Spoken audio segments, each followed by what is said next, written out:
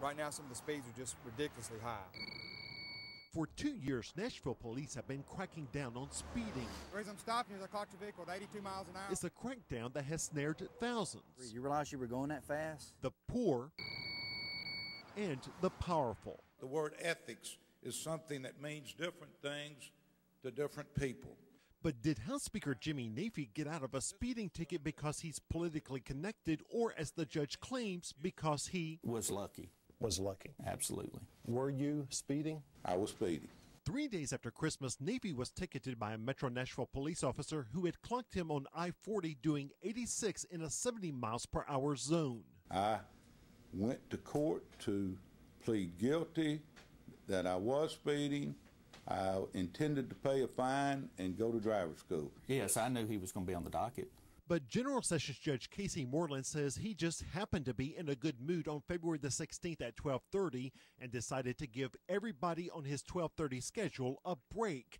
That included the man who has a big say about judges' salaries. I had just gotten word that I was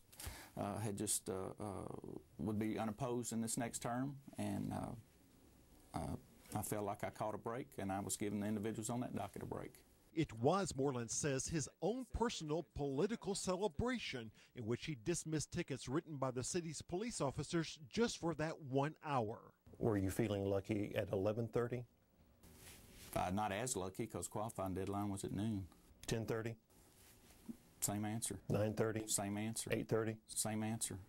So just the docket where the House Speaker happened to be was the one you were feeling purely lucky coincidental. For some, it may be a reminder of the speeding ticket that a state trooper wrote to Deputy Governor Dave Cooley 2 years ago. In that case, when the judge dismissed just Cooley's ticket, it created a political firestorm. I was going to do it whether or not he was in the courtroom or not. But Moreland, a lifelong Democrat, insists Nafee was just another driver in traffic court. Had you talked to him beforehand? Had I talked to him beforehand? No. The Speaker, however, has a little different memory. I saw him before, just to say hello in the hallway. Did you exchange pleasantries? Didn't say a word to him. So if he says he never spoke to you beforehand, that's not true?